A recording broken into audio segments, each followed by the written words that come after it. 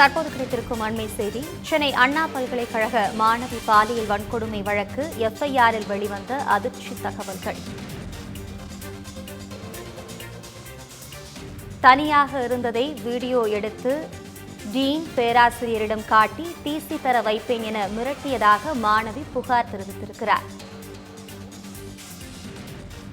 மாணவி செல்போனிலிருந்து அவரது தந்தையின் தொடர்பு எண்ணை எடுத்து வீடியோவை அனுப்புவேன் எனவும் மிரட்டல் விடுத்திருப்பதாக தகவல் வெளியாகியிருக்கிறது.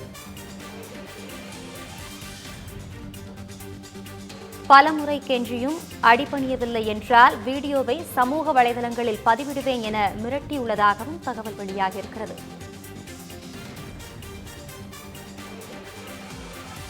இதுகுறித்த கூடுதல் விவரங்களை வழங்குவதற்காக நமது செய்தியாளர் தாமோதரன் இணைப்பில் இருந்திருக்கிறார்.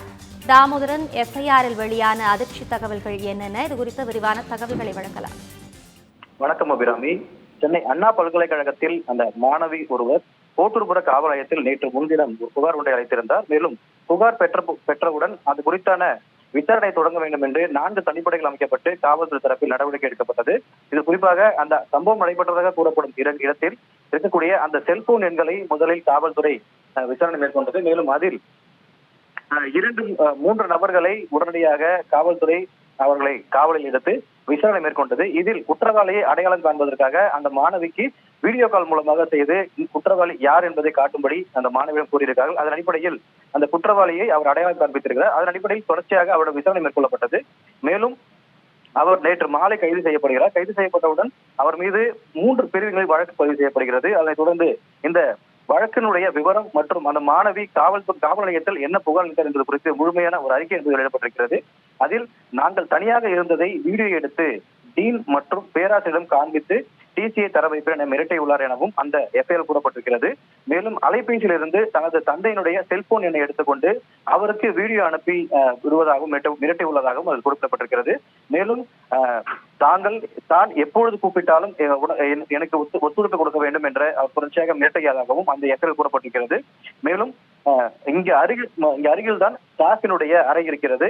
நான் சொல்வதற்கு அடிபணியவில்லை என்றால் ஸ்டாஃபிடம் சென்று இந்த வீடியோவையும் காட்டி டிசி உங்களுக்கு வாங்கி தருவேன் என தொடர்ச்சியாக ஒரு மிரட்டின் அடிப்படையில் அவர் சொல்வதற்கு நாங்கள் இணைக்க வேண்டிய சூழ்நிலைக்கு தள்ளப்பட்டோம் என்ற ஒரு தகவலையும் அந்த எஃப்ஐஆர் குறிப்பிடப்பட்டிருக்கிறது.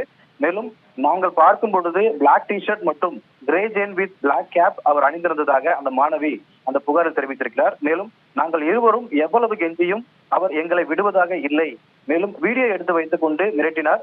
டிசி தர வைப்பேன் எனவும் கூறி எனக்கு அடிபணியவில்லை என்றால் வீடியோ சமூக வலைதளங்களில் பதிவிட்டு விடுவேன் எனவும் எங்களுக்கு வலுக்கட்டாயமாக அவர் பல்வேறு மிரட்டல்களை விடுத்ததாக அந்த எஃப்ஐஆர் கூறப்பட்டிருக்கிறது. அபிராமி,